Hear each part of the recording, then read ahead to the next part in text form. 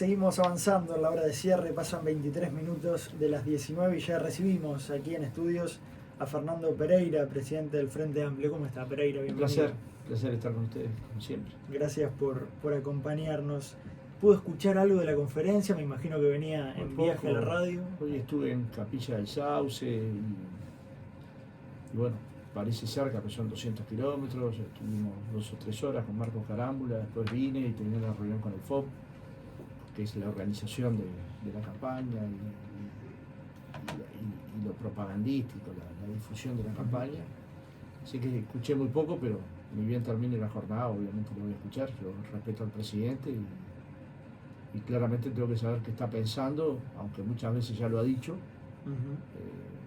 porque también creo que los presidentes tienen que tener en una etapa preelectoral mucho cuidado con lo que hacen, no solo para no violar la Constitución, que eso es un aspecto central, también para mantenerse como presidente de todos los uruguayos y uruguayas, porque él es el presidente de todos los uruguayos y las uruguayas, no de una mitad, no de quienes lo votaron, de todos, todas.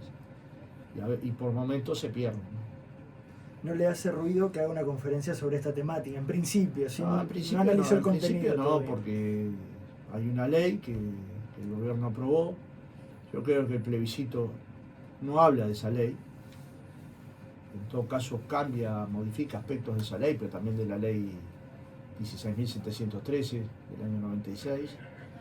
Entonces no tendría por qué operar sobre una ley que no es de su gobierno. Pero bueno, póngale que él interpreta que sí y puede opinar sobre la papeleta, sobre el texto de la papeleta. Claramente uno no podrá decir que no hay opiniones sobre la papeleta durante este tiempo, ¿no? El Partido Nacional tiene un problema enorme, que es que no le llega a su gente. Si uno mira, un porcentaje importante, más de 1/3 de los blancos votarían el sí. Entonces, digamos, tienen como una obsesión en el Frente Amplio, que Orsi, que Carolina, y aunque ya se hayan expresado, vuelven a pedirte que se expresen, y aunque ya se hayan expresado 10 veces, es una neurosis. Y esas cosas no son tan fáciles de tratar. Pero con racionalidad y con tranquilidad hay que abordar un tema que es importante para los uruguayos y en los que el Frente Amplio ha dado libertad de acción. ¿No ha significado un dolor de cabeza para el Frente Amplio que existan estas dos posturas? Y muchas veces hasta vivir es un dolor de cabeza, porque todos los días uno tiene dificultades, problemas. El movimiento obrero y el movimiento cooperativo y los estudiantes entendieron que este era el mecanismo. Yo creo que los mecanismos necesitan mayor amplitud política y social, mayores consensos entre la política y la sociedad, mayores consensos incluso interpartidarios, es decir, con parte de los partidos de los dos bloques para que sean reformas, digamos, acordadas, como en cierta medida fue la de 1989, que refería al ajuste de las jubilaciones por índice medio salarios. Y en ese momento de la campaña esa del 89, Sanguinetti y Jorge Valle, los dos líderes principales del Partido Colorado, tenían posiciones encontradas, diferentes en el tema. Y luego en 1994, en otro plebiscito de la seguridad social, vinculado a que no se pudiera incluir ni en rendiciones de cuentas ni en leyes de presupuesto artículos vinculados a la seguridad social, Volonté y Lacalle, los dos líderes principales de ese momento, tenían posiciones diferentes sobre el tema. Entonces no debería extrañar que eso pudiera pasar en el Frente Amplio.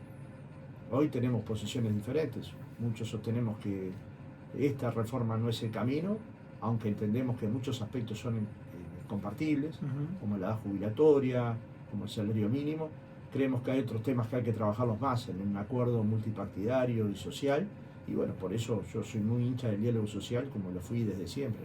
José Mujica, expresidente, dijo que sería un caos en caso de que se aprobara. No, claro, ¿Piensa igual? Yo creo que me pliego mucho más a una posición más racionalista, digamos, sobre que hay que analizar efectivamente los costos de la transformación y no podemos generar la idea que es un caos o el fin del mundo, porque entonces el que gobierna, si gana el plebiscito, nadie va a gobernar, nadie va a enfrentar una situación de este tipo, porque de última hay una constitución donde el soberano resuelve.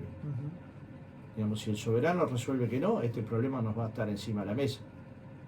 Y hay una cantidad importante de Frente Amplista que no lo van a votar o que no lo vamos a votar. Si el ciudadano resuelve que sí, cualquiera sea el gobierno lo va a tener que aplicar. ¿Y qué va a generar? La situación de caos desde el gobierno, desde quienes les va a tocar gobernar, de quienes nos va a tocar gobernar. Pero muchos coinciden en que va a ser gobernar en situación muy dificultosa. Bueno, y en el 89 también se sostenía que ir a un índice, al índice medio de salarios podía generar un déficit espantoso que finalmente iba a ser un caos. Y cuando se votó la ley de 8 horas, también iba a ser un caos. Sí, yo no estoy diciendo que no tenga efectos, porque claramente soy consciente de los efectos que tengo. Tengo 20 o 30 informes en mi escritorio de distintos economistas, de distintos asesores en materia de seguridad social, que cuantifican la situación desde distintos puntos de vista, de distintas interpretaciones, y sin duda es un tema que hay que enfrentar, y es un tema que hay que enfrentar de inmediato.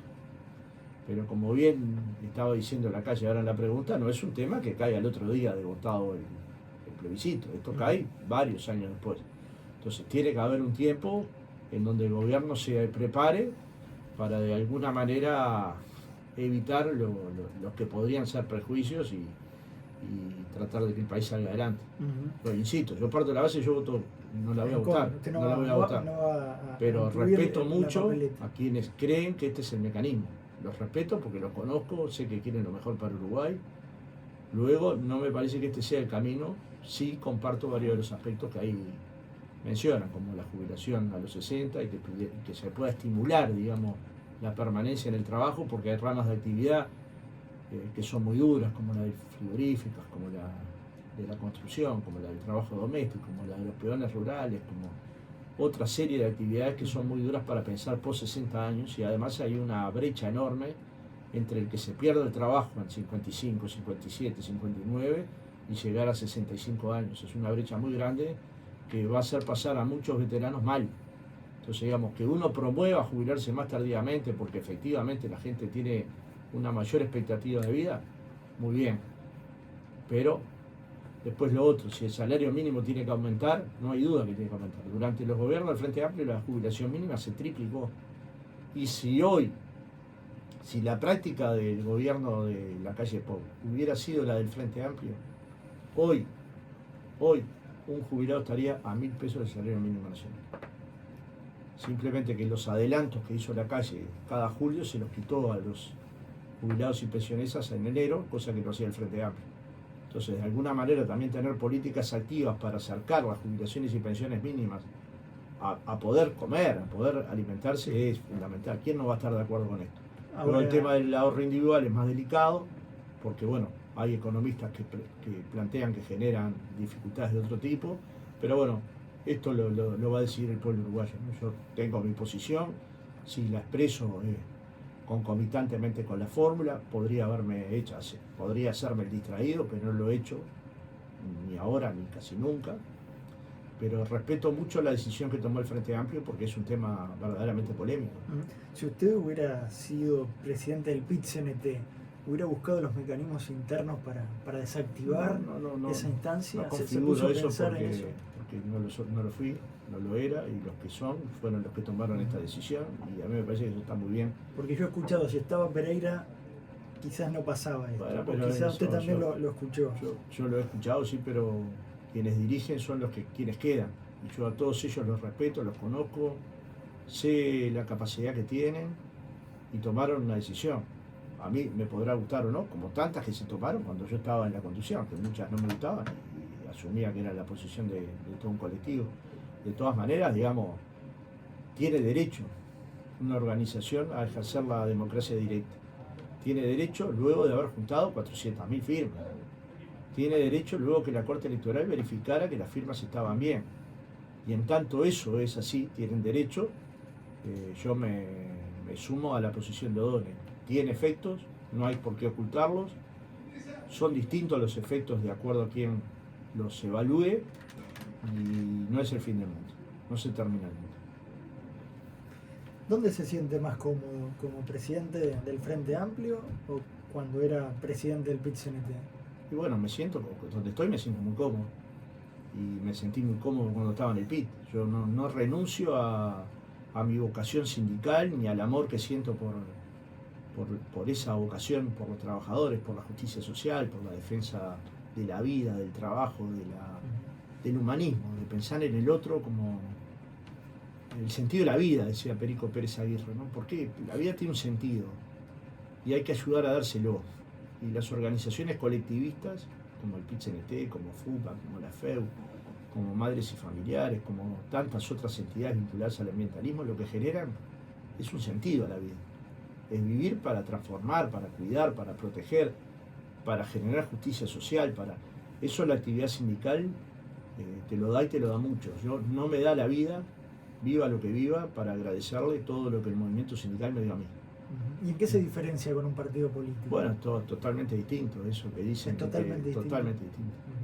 Digamos, mientras que en un lugar administras una serie de conflictos de intereses entre trabajadores y empresarios y participás de negociaciones y pensás en la política global también, o sea, es un sindicalismo sociopolítico.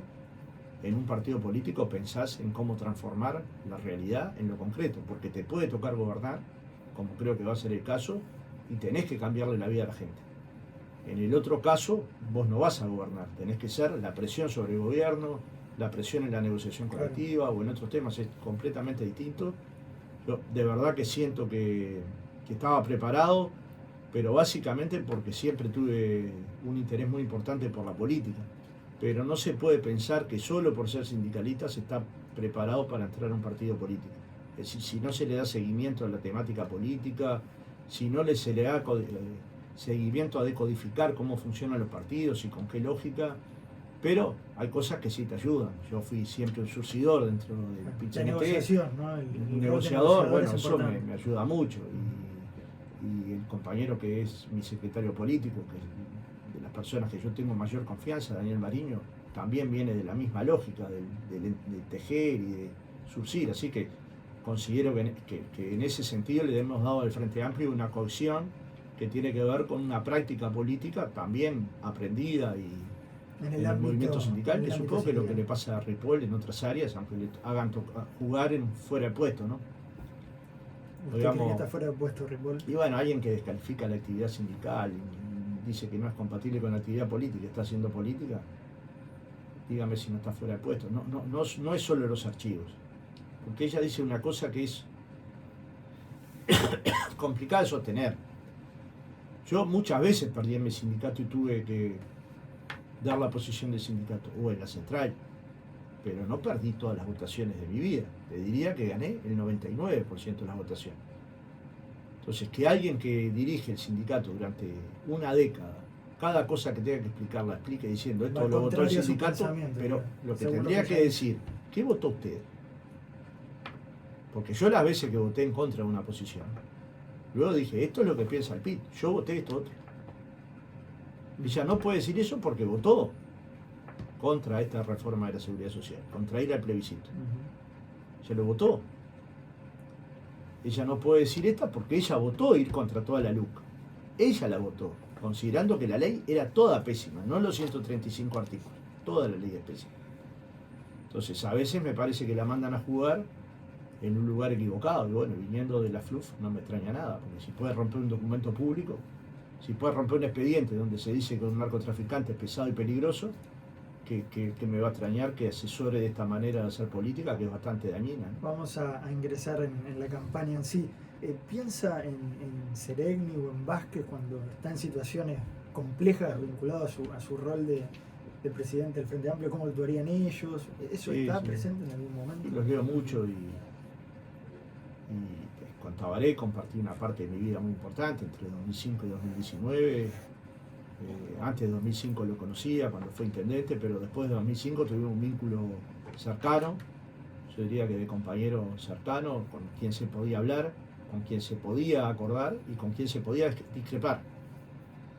Y sí que de Tabaré aprendí muchas cosas, y de Gonzalo Fernández, y de cosas que tienen que ver con la política, y de Enrique Rubio, y de gente de Arnaldo Fernández, gente que de repente muy identificada con el movimiento sindical o muy identificada con la política, pero que defienden valores. Entonces, cuando uno ve a Seregni, por ejemplo, ahora en la película que están dando la mañana siguiente, que es una película brutal sobre el día de la elección 2004 del Frente Amplio, con Betel como protagonista, uno ve los valores de una familia, los valores de la sociedad que querían construir, el camino largo, pensar con la luz larga. Eso es muy de Seregni, es muy de Vázquez, la solución de problemas que parecen inaccesibles. Siempre a mí me quedó la idea, hablaron conmigo los compañeros del gas, para que Tabaré Vázquez hablara con el gerente de la empresa, en aquel conflicto que Sí, se que dio. fue larguísimo. Fue muy largo. Yo les dije a los compañeros, es muy difícil que un presidente llame a un gerente de empresa para resolver un tema de una empresa. Pero igual lo llamé a Tabaré Vázquez, le planteé el tema, quedó de pensarlo, y un día estaba en el Hotel Radisson y me llamó y me dijo que había hablado con el gerente y que se había resuelto el tema. O sea que tenía una audacia única, como enfrentar a las tabacaleras y ganarles un juicio a Philip Morris, como generar las condiciones en el primer gobierno de la negociación colectiva en 3 meses. Convocó en 2 meses, convocó en 1 de mayo la negociación colectiva en un país que durante más de una década no había tenido negociación colectiva, 13 años sin negociación colectiva. Convocó al sector público, convocó a la negociación del sector doméstico. Es decir, hubo tantos y tantos cambios en el mundo laboral que yo podría decir que fue la reforma más importante en toda América Latina. Y eso es que pudo escuchar. No es que había una sociedad PIT-CNT-gobierno. No, había un movimiento sindical pujante, empujando, y un gobierno escuchando. Y eso es lo que debe hacer un gobierno progresista de izquierda. ¿Qué nos puede pasar si los trabajadores se movilizan? Darnos fuerza, darnos ánimo, generar las condiciones para los cambios. Los cambios no se generan en el mundo si no hay movilización social. Y eso implica buen diálogo, buena negociación, buen entretejido. O sea, que sí que pienso mucho en ellos y me siento muy honrado de estar ocupando un lugar que ellos ocuparon. Y por suerte sus hijos, los hijos de Tabaré, me han dicho que sentían mucha alegría que yo estuviera ahí. Y la verdad que me significó... ¿Viste cuando dicen que alguien precisa espalda? En general no es verdad que precises tanta espalda. Lo que precisas es afecto. Me significó muy afectivo, muy cariñoso. Y usted siente ese afecto a la interna. Hablando de la campaña, hay un énfasis, por lo menos a nivel publicitario, en la campaña del Frente Amplio referido a la honestidad. Que gobierna la honestidad es el eslogan, digamos, de campaña. ¿No debería ser un hecho eso? ¿Por qué prometer que gobierne la honestidad? No, debería ser un hecho. Lo que pasa es que no lo fue. En este periodo no lo fue. Entonces, digamos, uno puede decir, ¿hubo corrupción en este gobierno? Sí. ¿Hubo actos de opacidad? Sí. ¿Hubo fallos de gestión fuertes? Sí. Eso mismo le puede decir el oficialismo. No, yo no digo que no lo pueda decir, digo que son muy poquitos casos los que puede decir el oficialismo, y acá tenés una catarata de casos. Pero no abre la puerta a que la discusión se dé desde ese lado. Bueno, pero ojo que el Frente Amplio, y ahí arranca que se dé donde se tenga que dar. ¿Compramos publicidad a un país donde no se podía entrar o no? Esto no lo denunció el Frente Amplio, lo denunció Pérez Banchero. La ministra de Vivienda, Irene Moreira, ¿le dio vivienda a sus correligionarios o no? Manini Ríos, que había dicho que no se iban a amparar a los fueros, ¿se amparó con los votos del Partido Colorado, del Partido Nacional y de Cabildo Abierto o no? ¿Se hicieron entrar los ediles de Salto del Partido Nacional de la lista de la calle Pou a la represa de Salto Grande o no? ¿Se rompió un pasaporte, un documento donde se decía que Marcet, toda la trama astesiana con seguimiento a senadores, seguimiento a dirigentes sindicales, seguimiento a estudiantes, licitaciones, y vaya a saber todas las cosas que no sabemos? Cada rato dice Astesiano que un día va a hablar. Yo pienso que cada vez que dicen eso, un pueblo tiembla. Entonces, esto no es fantasía. La mayoría de estos hechos fueron demostrados en la justicia, hubo procesamiento. Si tomás el tema Penades, con 22 denuncias, imputaciones, vinculadas a abuso sexual infantil, y una trama para estafar a la justicia con el poder, con el Estado, con director de una cárcel, especialista en seguridad carcelaria, con distintos grados de policía, con gente de la Corte Electoral, con gente de la DGI. Entonces, vamos a ver, así no se gobierna. Yo digo, en el Frente Amplio pudo haber errores, sí, pero así como gobernó... También hubo corrupción. Un vicepresidente condenado por peculado. Sí, y no No. está haciendo política y, Bueno, y pero bastante la ha pagado. Me hizo parece que política. incluso Todo el caso ANCAP, el caso Pluna, aquel remate que en no eso estaba el Estado claro. uruguayo no perdió un solo centésimo. Con lo de Pluna, Sí, sí, ni un solo centésimo. bueno, desde el gobierno dicen que continúan gobierno pagando los dirá- aviones del remate. Bueno, pero los aviones se remataron porque la empresa quebró. Ujú. Pero digo, más allá de, no es una competencia, ¿verdad? Pero Lorenzo no fue procesado por corrupción y Placeres tampoco. por abuso de Perdónenme. funciones.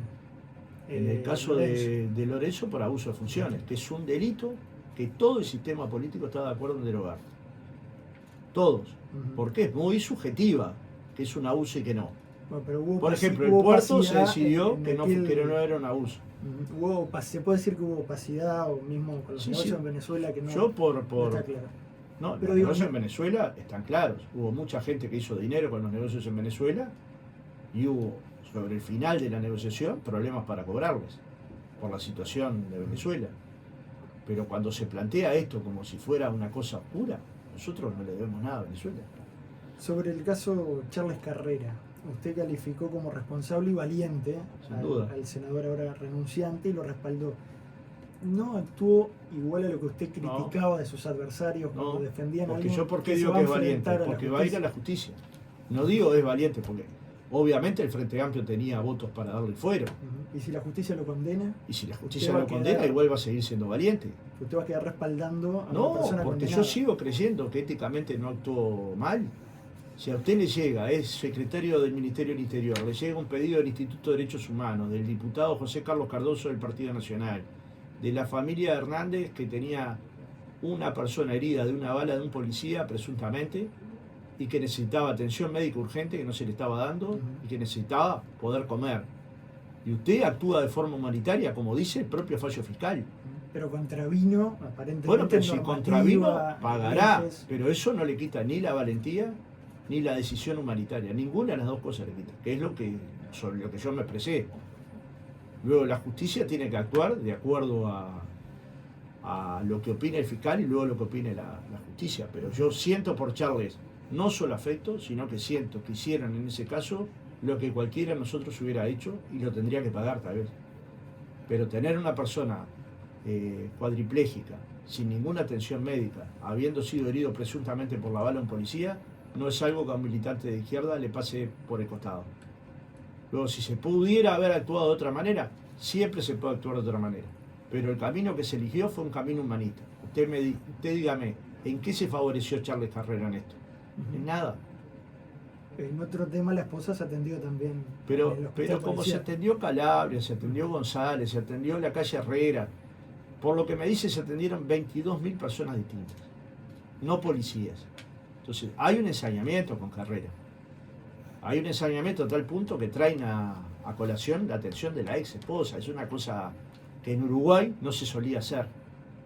Bueno, pero si no se usa solía. recursos que no, le No, están pero permitidos, los usó Calabria Sí, y sí, los pero usó está mal, González. está El mal. Frente Amplio los Está está mal. persiguiendo a González o a Calabria. Pero está mal que Pero no- los no estamos vayan a persiguiendo, no sé si está mal, porque lo que Bonomi sostenía es que ellos eran funcionarios del Ministerio del Interior y que tenían que atenderse en el mismo lugar donde se atiende la policía. Pero si el Usted puede reglamento pensar no lo que está mal, permite, pero si el reglamento no lo permite, no se podría haber atendido en la calle Herrera. Por Pero algo está se mal atendió, también. no sé si está mal. ¿Usted por qué dice que está mal? porque el uso del hospital Pero policial es es que para es funcionarios dudoso. policiales y Ministerio- sus familiares. ¿Qué es el ministro? ¿Es un funcionario del Ministerio del Interior o no? Bueno, esto es toda una discusión. ¿Qué es el director general del ministerio? Ahora, Mujica fue mucho más duro. Pero yo no soy Mujica. Usted me preguntó a mí, si usted quiere, le gestiono una entrevista con Mujica. No, ya le he realizado y siempre nos atiende muy bien el expresidente. ¿Cómo está de salud? Está mejorando, por suerte. Pero yo lo que digo es, si está mal, tenemos que llegar a un acuerdo político de nadie más lo utiliza. Pero hasta ahora todo el mundo lo venía utilizando, a tal punto de que, insisto, ni bien el Partido Nacional apretó con el tema de la atención en el Ministerio en el Hospital Policial, Hospital Policial, dos miembros del gobierno, del gabinete del Ministerio del terminan Interior, renunciando. cayeron por el tema. O sea, no lo verían mal, no lo verían antirreglamentario.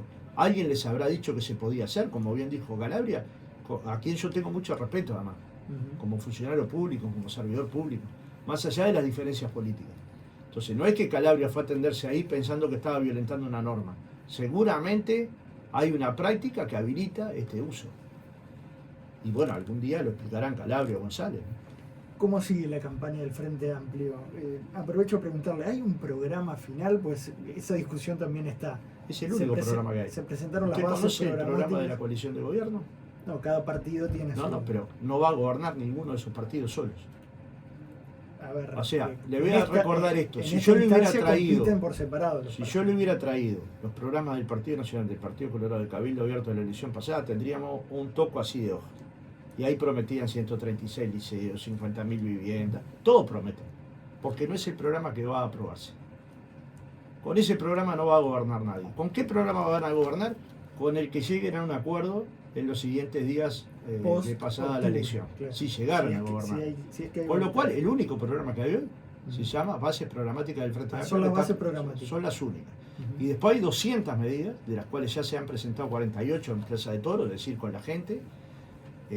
Entre las medidas concretas, cuando decían que no teníamos medidas concretas, esta semana todas del programa está el tema del cuidado, está el tema de la educación pública para llegar a la educación de tiempo completo, tiempo extendido a la mitad de los alumnos, está el de quintuplicar las becas UTIAD, que son las becas de acompañamiento a los estudiantes de secundaria, y al mismo tiempo pasar el valor de 10.000 pesos a 25.000 pesos, y este es un salto muy importante para mantener los alumnos en secundaria.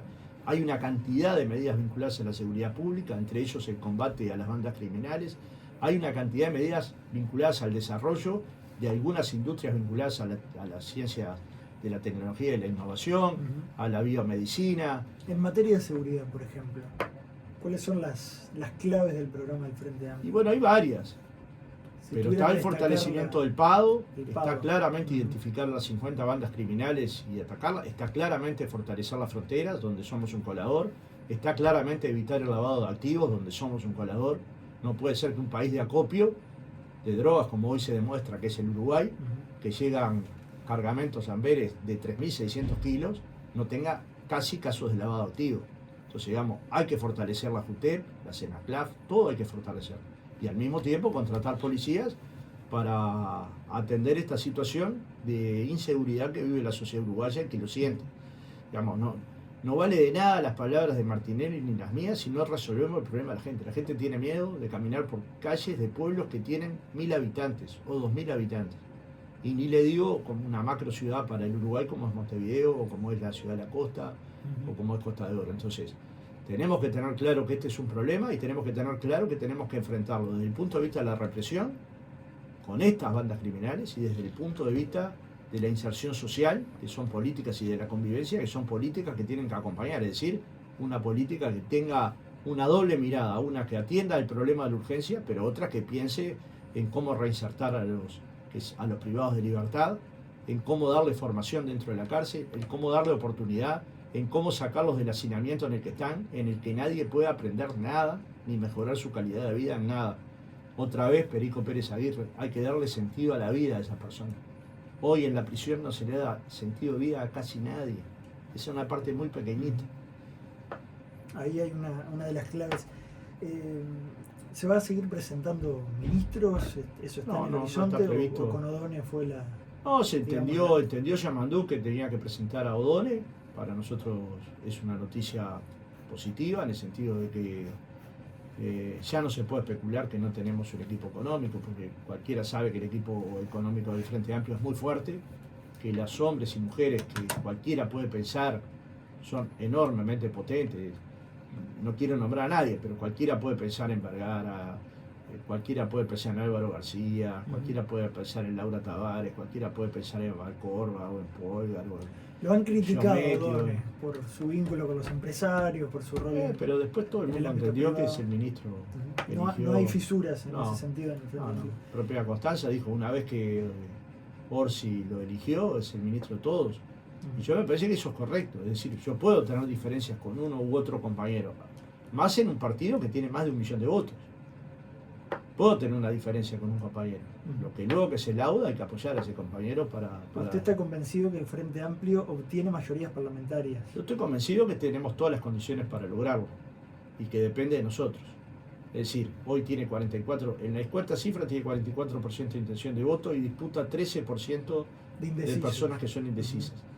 Si capta del 13%, 4%, gana la mayoría parlamentaria. Es posible. Otras encuestas le dan 41, 42.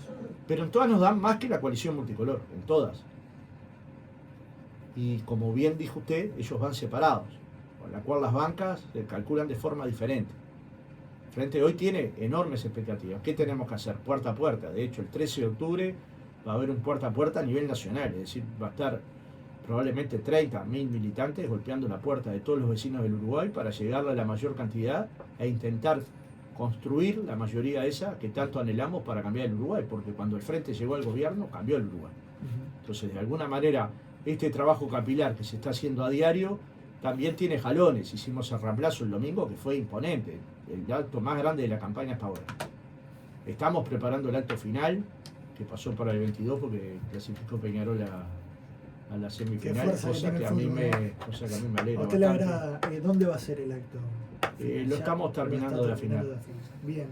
Fernando Pereira, presidente del Frente Amplio, gracias por este tiempo. No, gracias a ustedes y bueno, espero que aquellos que estén escuchando puedan reflexionar en estas horas y efectivamente en estos días y efectivamente prestarnos el voto para que el Frente Amplio logre construir una mayoría que necesita el Uruguay para poder salir del país del estancamiento y de la opacidad. Hasta la próxima. A las órdenes.